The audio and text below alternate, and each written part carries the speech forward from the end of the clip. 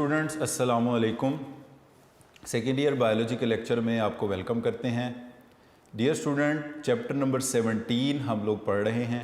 इससे previous lecture में जो टॉपिक हमने स्टार्ट किया था वो था पिट्यूटरी ग्लैंड का, और पिट्यूटरी ग्लैंड की हमने तीनों लोब्स का जिक्र किया, और तीनों लोब से हमने पढ़ा था कि टोटल 9 हार्मोन्स सिक्रीट होते हैं। उसमें से सबसे ज़्यादा हार्मोन एंटीरियर लोब से सिक्रीट होते हैं, जिनकी तादाद 6 है, और इस वजह से anterior lobe of the pituitary gland को मास्टर ग्लैंड या मास्टर लोब भी आप कह सकते हैं। उसके बाद मीडियन लोब से एक हार्मोन सिक्रीट होता है, पोस्टीरियर लोब से 2 हार्मोन सिक्रीट होते हैं। तो डियर स्टूडेंट्स, हमने एंटीरियर लोब के जो हार्मोन्स पढ़ लिए थे उनको मैं थोड़ा सा रिव्यू कर दूं ताकि आप इन कांटेक्ट आ जाएं इस टॉपिक के, फिर हम आगे मूव करते हैं। हमने सोमैटोट्रोफिक हार्मोन को पढ़ा, जो कि एक ग्रोथ हार्मोन है। सोमैटोट्रोफिक हार्मोन की कमी से डवार्फिज्म होता है, और इसके ज़्यादा होने से 2 प्रॉब्लम हो सकते हैं, एक्रोमेगैली और जाइगेंटिज्म। फिर इसके बाद हमने थायराइड स्टिमुलेटिंग हार्मोन के बारे में पढ़ा, जो थायराइड ग्लैंड को स्टिमुलेट करता है और एक ट्रॉपिक हार्मोन है। एड्रीनोकॉर्टिकोट्रॉफिक हार्मोन के बारे में हमने पढ़ा, जो कि एक एड्रिनल ग्लैंड को स्टिमुलेट करता है और कोई कोल्ड, पेन, हीट, इस तरह के इन्फेक्शन के स्ट्रेस के दौरान रिलीज़ होता है। स्टीरॉयड लेवल से बॉडी में गवर्न होता है। फिर हमने 3 गोनेडोट्रोफिक हार्मोन देखे थे, फॉलिकल स्टिमुलेटिंग हार्मोन FSH जिसको एब्रीवेट करते हैं, LH फीमेल्स में बोलते हैं, ल्यूटिनाइजिंग हार्मोन नाम है, मेल्स में इसी LH को कहते हैं ICSH, interstitial cell stimulating hormone, और तीसरा है प्रोलैक्टिन जिसको इनअप्रोप्रिएटली LTH ल्यूटियोट्रोफिक हार्मोन भी कहा जाता है। डियर स्टूडेंट, इनकी डिटेल्स अभी हमने पढ़नी है, और इन हार्मोन्स की डिटेल हम गोनेड्स के हार्मोन्स के साथ मिलाकर पढ़ेंगे। अभी हम जो स्टार्ट करने जा रहे हैं वो है मीडियन लोब से, पिट्यूटरी ग्लैंड की जो मिडल लोब है।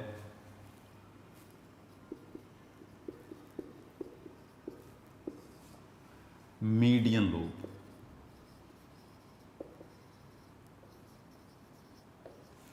डियर स्टूडेंट, पिट्यूटरी ग्लैंड की मीडियन लोब से जो हार्मोन सिक्रीट होता है इसको कहा जाता है MSH। MSH से बनता है मेलानोफोर स्टिमुलेटिंग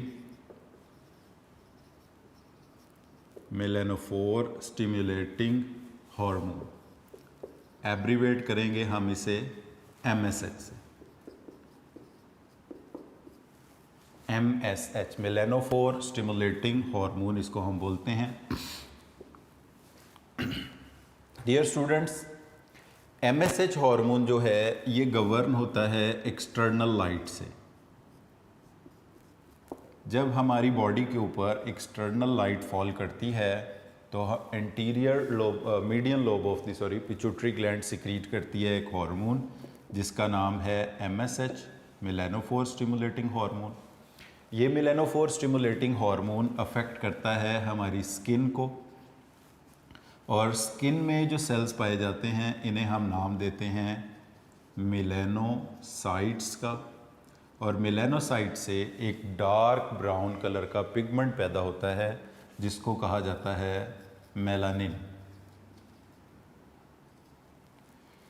अच्छा, ये जो डार्क ब्राउन कलर का पिगमेंट मेलानिन है ये कॉज करता है डार्कनिंग ऑफ स्किन।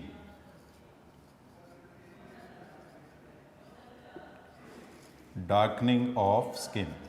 तो dear students, melanophore stimulating hormone MSH जिसको हम एब्रीवेट करते हैं, it is governed by external light.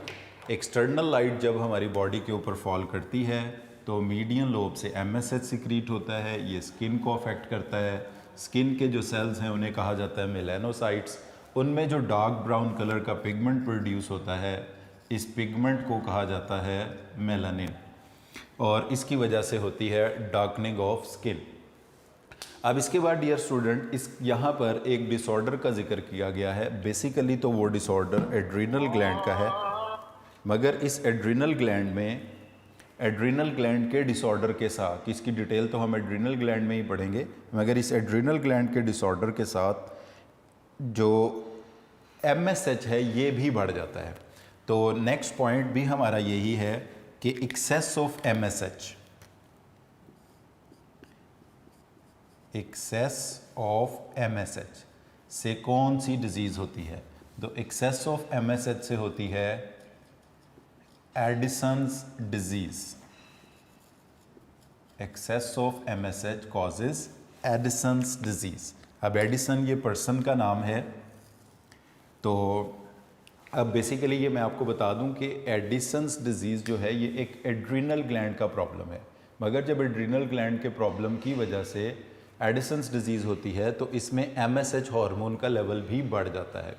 तो ऑब्वियस सी बात है कि अगर MSH का लेवल बढ़ा है तो एडिसन्स की जो बाकी सिम्टम्स हैं वो तो हम एड्रिनल ग्लैंड के साथ ही पढ़ेंगे। उनमें से एक सिम्टम क्या अपीयर होगी? Darkening of skin. तो एडिसन्स डिजीज़ की एक सिम्टम क्या होगी जी? Darkening of skin because of the excess of MSH। तो इसका ये MCQ पूछा जा सकता है कि आपसे एडिसन्स डिजीज़ में कौन सा हार्मोन एक्सेस होने की वजह से डार्कनिंग ऑफ स्किन होती है? तो MSH बढ़ने की वजह से डार्कनिंग ऑफ स्किन होती है। तो डियर स्टूडेंट, मीडियन लोब का हार्मोन का नाम क्या है? फिर बता रहे हैं आपको, MSH। MSH stands for melanophore stimulating hormone. ये हार्मोन कब प्रोड्यूस होता है बॉडी में? जब हम रोशनी में, धूप में एक्सटर्नल लाइट फॉल करती है हमारी बॉडी के ऊपर, तो मीडियन लोब से MSH सीक्रेट होता है। ये MSH स्किन को हमारी स्टिमुलेट करता है। स्किन के जो सेल्स हैं उनका नाम मेलानोसाइट्स है, उसमें जो पिगमेंट पैदा होता है उसका नाम मेलानिन है। इसकी वजह से डार्कनिंग ऑफ स्किन होती है। और एडिसन्स डिजीज़ में भी MSH का लेवल बढ़ जाता है। इस वजह से एडिसन्स डिजीज़ के बाकी सिम्टम्स के साथ साथ एक सिम्टम क्या होता है? Darkening of skin.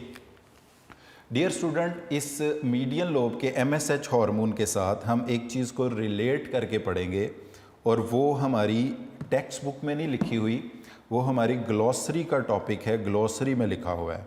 अगर आप ग्लॉसरी में इसको फाइंड आउट करें तो इस ग्लैंड का नाम है पीनियल ग्लैंड, और पीनियल ग्लैंड से जो दो हार्मोन सीक्रेट होते हैं उनका नाम है मेलेटोनिन और मेलानोटोनिन। ग्लॉसरी में अगर आप सब लोग आ जाएं, ग्लॉसरी के पेज नंबर आप आ जाएं 6 में।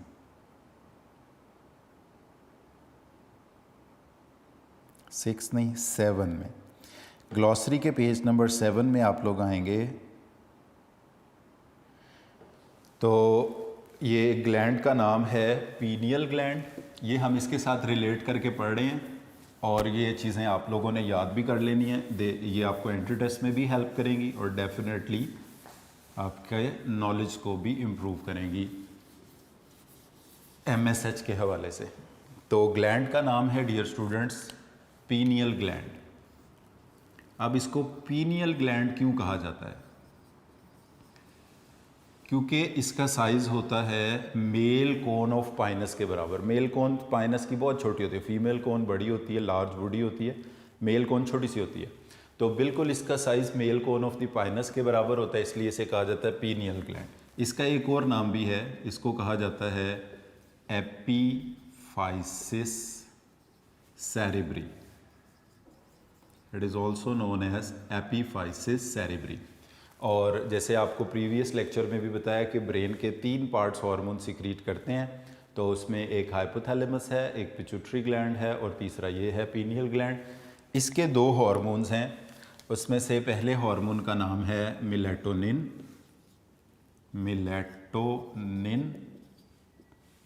और दूसरे हार्मोन का नाम है मेलानोटोनिन। डियर स्टूडेंट्स, ये जो पहला ग्लॉसरी एंड में जो दी होती हैं डेफिनेशंस, उनको बोलते हैं, और इसका जो पेज नंबर 7 है वहाँ से आपको ये मिलेगा। तो पहला हार्मोन जिसका नाम है melatonin, it is secreted from the pineal gland. यहाँ देखें लिखा है involve in regulation of circadian rhythm. और ये किस में इन्वॉल्व होता है? सिरकेडियन रिदम्स को कंट्रोल करने के लिए ये इस्तेमाल होता है। सिरकेडियन रिदम को आप कहते हैं कि जो 24 आवर्स जिनका इंटरवल ऑफ पीरियड होता है। जैसे कि आप एग्जांपल ले सकते हैं स्लीप वेक साइकिल की। तो इस तरह के जो 24 आवर्स के रिदम है, सर्केडियन रिदम है, जो 24 आवर्स के इंटरवल पर रिपीट अपीयर होते हैं, इनको कंट्रोल करने के लिए इस्तेमाल होता है मेलेटोनिन। उसके बाद जो दूसरा नाम है मेलेनोटोनिन, क्या नाम है? मेलेनोटोनिन। ये भी एक हार्मोन है जो कि पीनियल ग्लैंड से सिक्रीट होता है। Reverse the darkening effect of melanocyte stimulating hormone and causes aggregation of melanin in granules of melanocyte। अब ये क्या करता है? It reverse the effect of MSH, यानी कि ये क्या करेगा? ये स्किन के अंदर मेलानिन जो कि डार्क ब्राउन पिगमेंट है, अभी हमने पढ़ा है, इसको किस में जमा कर रखेगा? ग्रेन्यूल्स में। कौन से सेल्स के? मेलानोसाइट्स के। यानी ये मेलानोसाइट से मेलानिन सिक्रीट नहीं होगा, इनके ग्रेन्यूल्स में ये एक्यूमुलेट होगा। और अब इसका इफ़ेक्ट क्या नज़र आएगा हमें? इसकी वजह से डार्कनिंग ऑफ स्किन नहीं होगी, इसकी वजह से होगी whitening of skin. Whitening of skin, और वाइटनिंग ऑफ स्किन में आप ये कह सकते हैं कि ये MSH के इफेक्ट को उलट कर रहा है, रिवर्स कर रहा है। तो दो हार्मोन्स हैं डियर स्टूडेंट्स, ये मेलेटोनिन सर्केडियन रिदम 24 आवर्स के रिदम को कहते हैं, जैसे कि स्लीप वेक साइकिल इनको कंट्रोल करता है। मेलानोटोनिन को हार्मोन MSH के इफेक्ट को रिवर्स करता है, वाइटनिंग ऑफ स्किन कॉज करता है। और मेलानिन जो कि डार्क ब्राउन पिगमेंट है, मेलानोसाइट उसको सिक्रीट नहीं करते, बल्कि ये जो मेलानिन है ये मेलानोसाइट्स के ग्रेन्यूल्स में ही स्टोर रहता है, जिसकी वजह से डार्कनिंग ऑफ स्किन की बजाय ब्राइटनिंग ऑफ स्किन होती है। तो डियर स्टूडेंट, ये थोड़ा आपको शॉर्ट क्वेश्चन या MCQ में इनके हवाले से पूछा जा सकता है, तो हमने इनको रिलेट करके पढ़ लिया मीडियन लोब के साथ। अब इसके बाद आते हैं हम लोग पोस्टीरियर लोब के दो हार्मोन्स की तरफ। सबसे पहला पॉइंट तो ये है कि जो पोस्टीरियर लोब है इसके हार्मोन्स कौन से हैं। तो डियर स्टूडेंट्स, पोस्टीरियर लोब के दो हार्मोन्स हैं। पोस्टीरियर लोब के दो हार्मोन्स में से जो पहला हार्मोन है इसको कहा जाता है ADH, या इसको कहा जाता है वेसोप्रेसिन। डियर स्टूडेंट्स, ये जो ADH हार्मोन या वेसोप्रेसिन हार्मोन है, ये एक, इसके ADH का नेम है एंटी डायूरेटिक हार्मोन। इसकी जो डिटेल्स हैं वो हम लोग पहले भी पढ़कर आए हैं चैप्टर नंबर 15 के अंदर, सेकेंड ईयर की बुक के पहले चैप्टर के अंदर। अब ये कैसे इफेक्ट करता है इसको हम देखते हैं, मगर इसके पहले एक चीज़ हम आपको बता दें कि जो पोस्टीरियर लोब के हार्मोन हैं, अगर आपसे पूछा जाता है कि इनकी सिंथेसिस कहाँ पर होती है, फॉर एग्जांपल ये जो ADH या वेसोप्रेसिन है ये सिंथेसाइज कहाँ पर होता है, तो आपने याद रखना है it is synthesised in hypothalamus. फिर हाइपोथैलेमस से ये डिफ्यूज़ करके, ब्लड के ज़रिए नहीं, डिफ्यूज़ करके ये पहुंचता है पोस्टीरियर लोब तक, और ब्लड में सिक्रीट कहाँ से होता है? पोस्टीरियर लोब से। तो यानी जो अगर आपसे पूछा जाए कि जो पोस्टीरियर लोब के हार्मोन्स हैं where they are synthesised, so they are synthesised in the hypothalamus. From where they are secreted in the blood, they are secreted into the blood from posterior lobe of the pituitary gland. तो dear student, पहला hormone जो है, यानी दोनों के बारे में, oxytocin भी कहाँ बनता है? हाइपोथैलेमस में। वहाँ से जो न्यूरोसिक्रीटरी सेल्स हैं उनकी लोब्स पोस्टीरियर लोब तक खुद उनको लेकर आती हैं, ब्लड के ज़रिए नहीं आते, और फिर अपॉन प्रॉपर स्टिमुलेशन ये पोस्टीरियर लोब से ब्लड के अंदर सिक्रीट होते हैं। तो डियर स्टूडेंट, ऑक्सीटोसिन को भी आपने ऐसे ही याद रखना है और ADH को भी आपने ऐसे ही याद रखना है। और दूसरी एक और चीज़ आपको इनके बारे में बता दें कि आपने पढ़ा था कि 4 किस्म की केमिकल नेचर के बेस के ऊपर हमारी बुक में क्लासिफिकेशन बताई है, protein, polypeptide, amino acid derivative और स्टेरॉयडल हार्मोन। तो ये किस कैटेगरी के अंदर आते हैं? ये पॉलीपेप्टाइड नेचर के हार्मोन्स की कैटेगरी में आते हैं। अब इसके बाद डियर स्टूडेंट हम स्टडी करने जा रहे हैं इफ़ेक्ट ऑफ दिस, इसका इफ़ेक्ट कि ये ADH कैसे इफ़ेक्ट करता है। तो हमारी बॉडी के अंदर जो वाटर का लेवल है उससे ये गवर्न होता है। हमारी बॉडी के अंदर जो पानी का लेवल है उसको ये कंट्रोल करता है। तो इसकी जो सिक्रीशन है is caused by decrease in blood pressure, blood volume and osmotic pressure of the blood which is detected by the hypothalamus। यानी ये कब सिक्रीट होगा? जब हमारी बॉडी के अंदर ये तीन चीज़ें कम होंगी। यानी क्या कम होगा? ब्लड प्रेशर कम होगा, या ब्लड का वॉल्यूम कम होगा, या ब्लड का ऑस्मोटिक प्रेशर। ऑस्मोटिक प्रेशर जो सोल्यूट की वजह से जनरेट होता है और वो भी इनडायरेक्टली ब्लड प्रेशर को ही कंट्रोल करता है, ये कम होगा। और इनके इस कम ब्लड यानी कम ब्लड प्रेशर को, कम ब्लड के वॉल्यूम को, लो ऑस्मोटिक प्रेशर को डिटेक्ट कौन करेगा? It was detected by the hypothalamus. इसको डिटेक्ट करेगा हाइपोथैलेमस।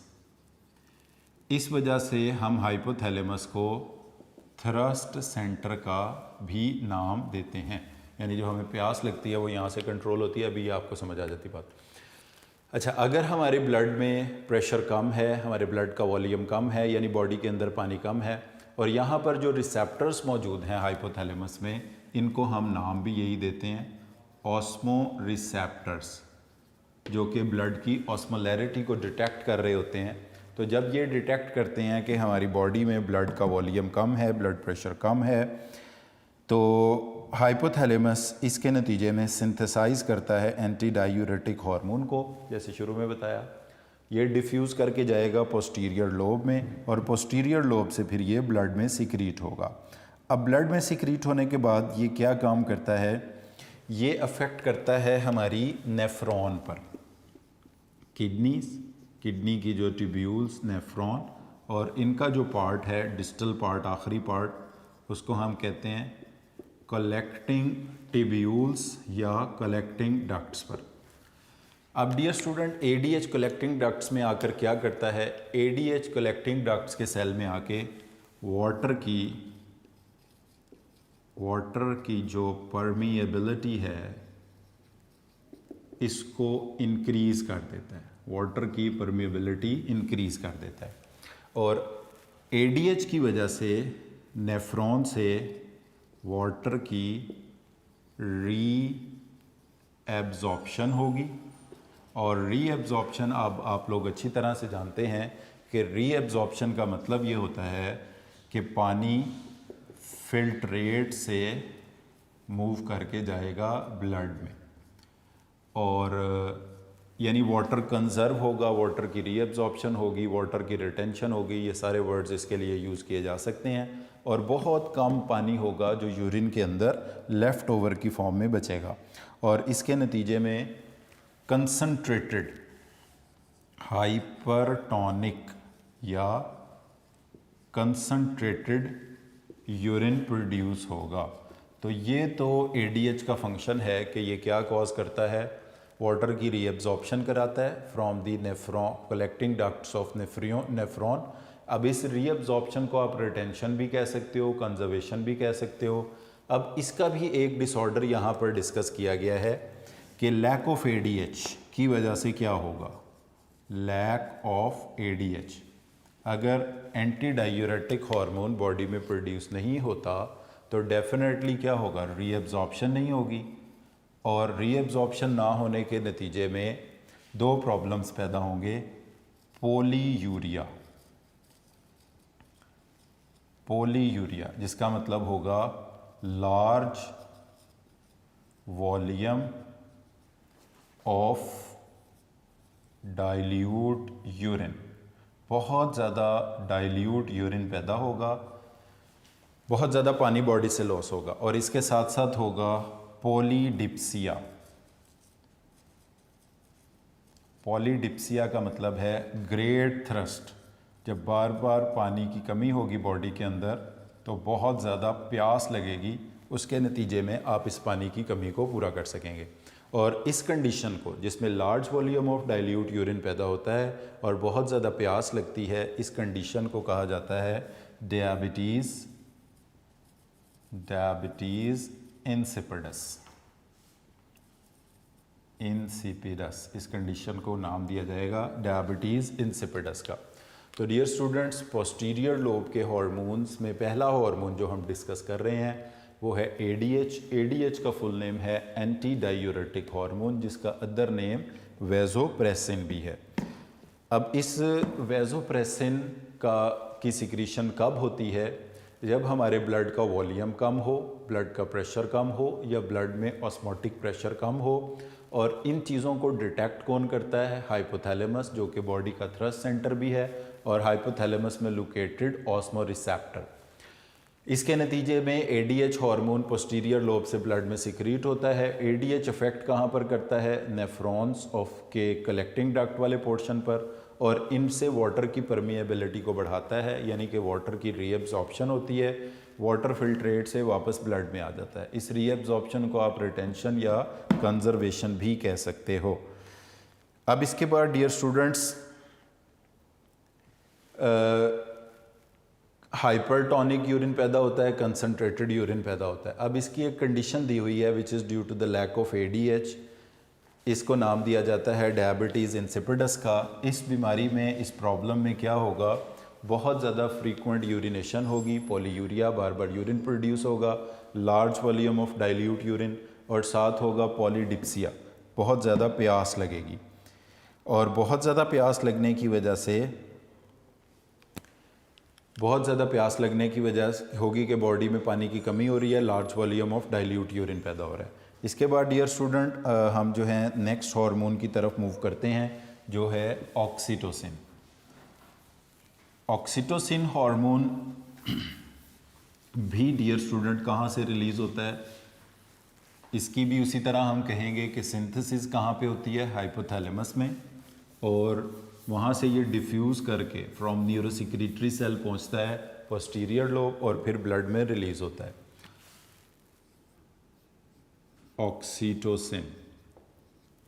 डियर स्टूडेंट, ये जो ऑक्सीटोसिन हार्मोन है ये भी उसी तरह एक पॉलीपेप्टाइड नेचर का हार्मोन है, और ऑक्सीटोसिन हार्मोन स्पेसिफिकली दो कामों में इन्वॉल्व होता है। एक इसका फंक्शन है चाइल्ड बर्थ का, ये इन्वॉल्व होता है चाइल्ड बर्थ, जिसको हम पार्चुरेशन भी कहते हैं। चाइल्ड बर्थ में ये रोल प्ले करता है, और चाइल्ड बर्थ के प्रोसेस को ही कहा जाता है पार्चुरेशन। अच्छा, दूसरा इसका जो काम है वो है milk ejection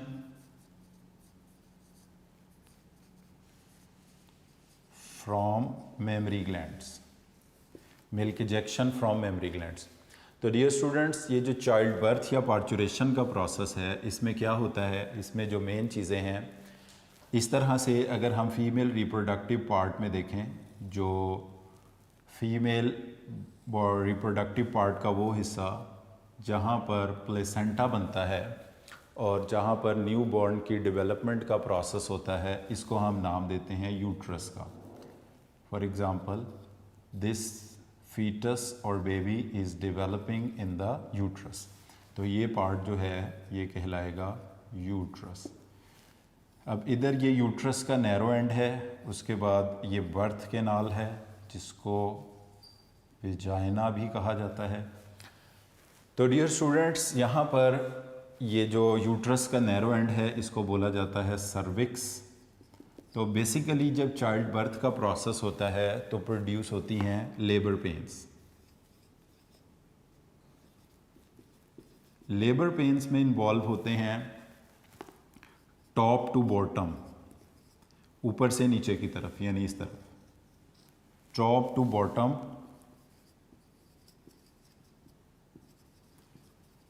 contraction of uterus. Top to bottom contraction of uterus जब होती है और इसकी वेव प्रोड्यूस होती है, ये कैरेक्टराइज्ड होता है इन लेबर पेन्स। और सेकंड चीज़ जो इसमें होती है वो होती है डायलेटेशन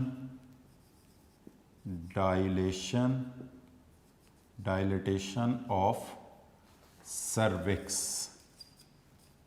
सर्विक्स जो है वो इसमें डायलेट होता है।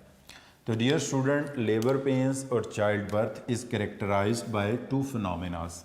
One is the top to bottom contraction of the uterus, which is controlled by this hormone known as oxytocin, and dilatation of the cervix.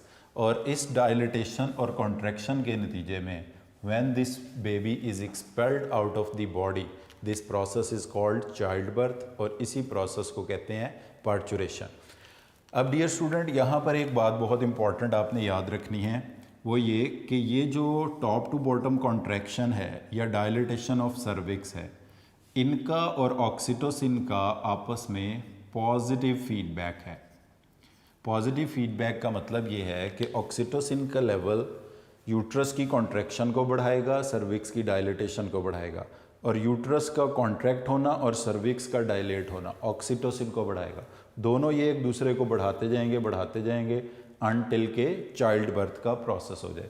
और इसी तरह जो दूसरा इसका फंक्शन है, ये पहला फंक्शन हो गया, दूसरा फंक्शन जो है इसका मिल्क इजेक्शन, उनका भी पॉजिटिव फीडबैक है कि जो सकलिंग एक्शन ऑफ इन्फेंट है, क्योंकि मेमरी ग्लैंड से मिल्क इजेक्शन होती है due to the suckling action of infant,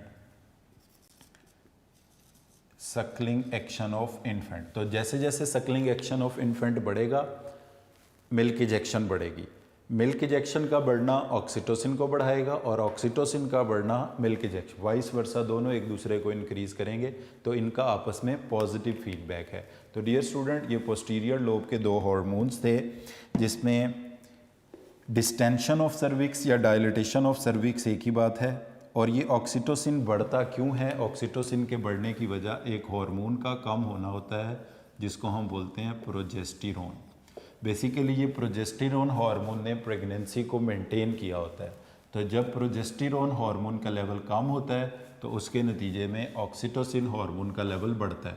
तो अब आप नोट कर सकते हैं कि इन दोनों का आपस में कौन सा फीडबैक होगा।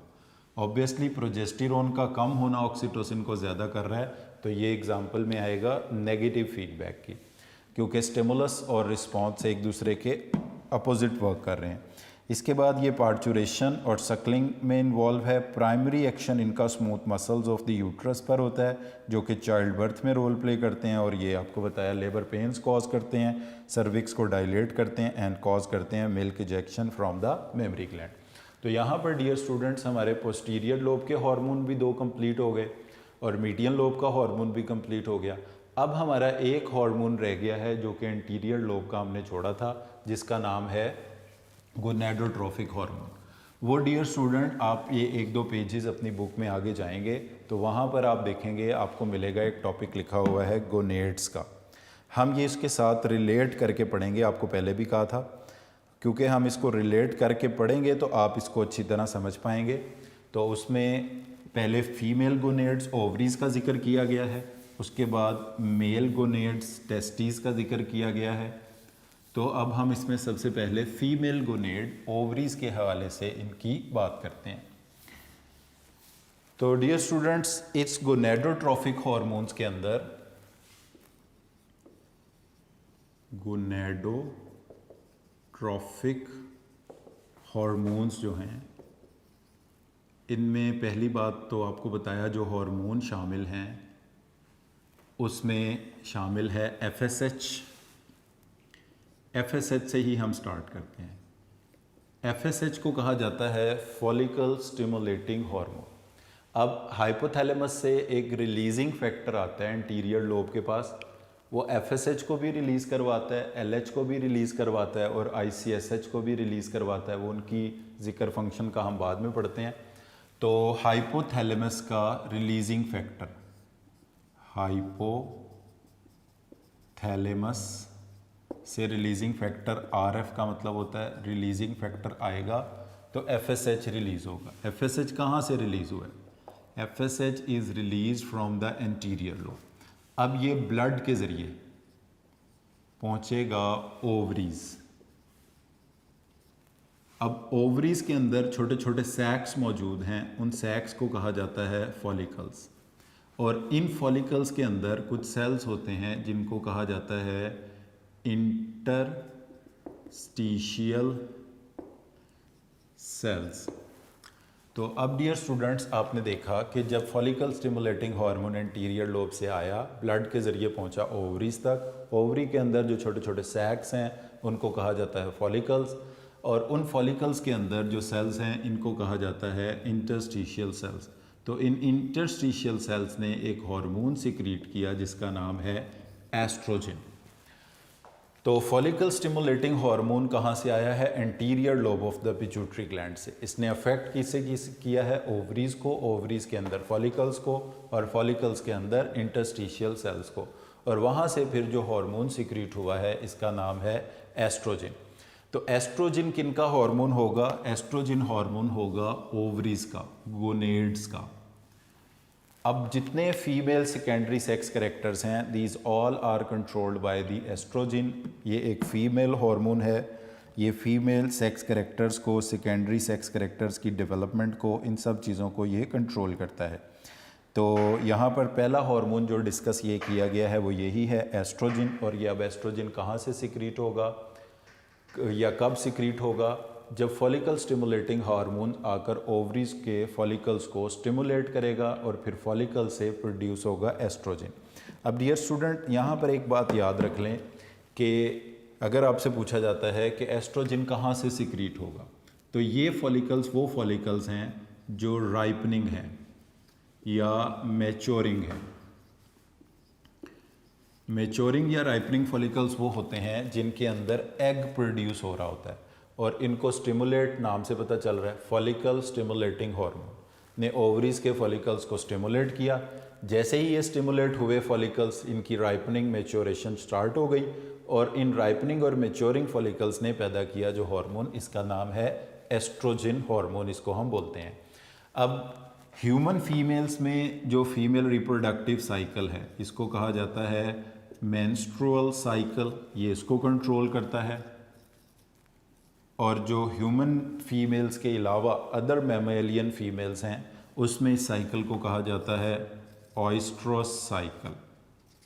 ये इस साइकिल को कंट्रोल करता है एस्ट्रोजन हार्मोन। डियर स्टूडेंट, ये मैं एक सीक्वेंस आपके सामने लिख रहा हूँ, इसको फिर हम कंटिन्यू करेंगे। इसको आपने याद रखना है। FSH आता है तो उसके नतीजे में बढ़ता है एस्ट्रोजन। ये टोटल 4 हार्मोन्स हैं जो कि मिलकर फीमेल रिप्रोडक्टिव साइकिल को कंट्रोल करते हैं।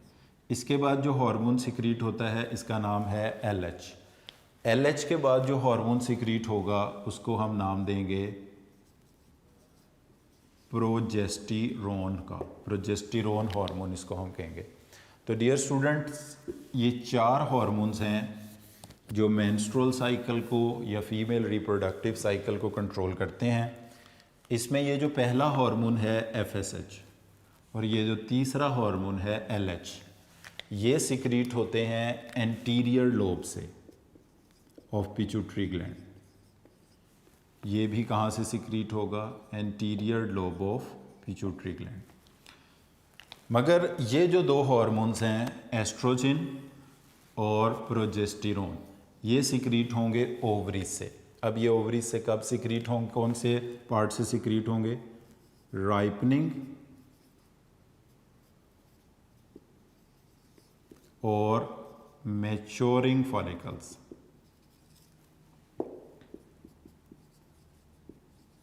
से सिक्रीट होगा एस्ट्रोजन, और रप्चर्ड फॉलिकल्स, रप्चर्ड फॉलिकल्स जिनको कॉर्पस ल्यूटियम भी कहा जाता है, उनसे सिक्रीट होगा प्रोजेस्टेरोन। यानी ये जो 2 हार्मोन्स हैं, ये दोनों हार्मोन कहाँ से सिक्रीट होंगे? ओवरी से। और इनकी सीक्वेंस भी आपने ऐसे ही याद रखनी है कि स्टार्ट में सिक्रीट होगा FSH, इसके आने से जो सिक्रीट होगा वो एस्ट्रोजन, एस्ट्रोजन के आने से जो सिक्रीट होगा LH, LH का फुल नेम है ल्यूटिनाइजिंग हार्मोन, और फिर ल्यूटिनाइजिंग हार्मोन की वजह से जो सिक्रीट होगा वो है प्रोजेस्टेरोन हार्मोन।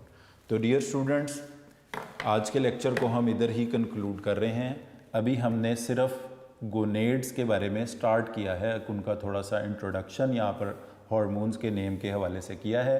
नेक्स्ट लेक्चर में हम इसको कंटिन्यू करेंगे इंटीरियर लोब के गोनेडोट्रोफिक हार्मोन, और जो ओवरीज और टेस्टिस के हार्मोन्स हैं इनको कंटिन्यू करेंगे। अभी तक जो हम इसमें पढ़ चुके हैं टॉपिक, उसमें इंटीरियर लोब के गोनेडोट्रोफिक हार्मोन को छोड़ के हमने सारे हार्मोन्स पढ़ लिए। मीडियन लोब भी पढ़ ली, मीडियन लोब के साथ हमने वो ग्लॉसरी से पीनियल ग्लैंड भी पढ़ा, और इसके साथ फिर हमने पोस्टीरियर लोब के हार्मोन्स भी डिस्कस किए हैं। तो सिर्फ अब हमारा ये गोनेडोट्रोफिक हार्मोन पिट्यूटरी ग्लैंड में से रह गया है, जिसको हम गोनेड्स के साथ रिलेट करके नेक्स्ट लेक्चर में पढ़ेंगे। आज के लेक्चर को हम इधर ही कंक्लूड कर रहे हैं। Thank you very much.